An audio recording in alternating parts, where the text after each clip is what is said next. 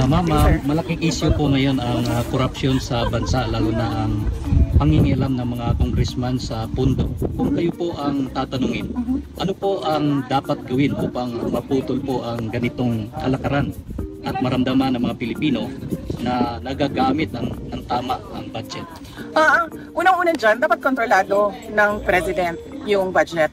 Dapat kung ano yung lumalabas sa budgeting system from the Regional Development Councils, paakyat sa National Development Council, paakyat sa cabinet level, at kung ano yung napag-usapan based on development plans, yun ang nasusunod.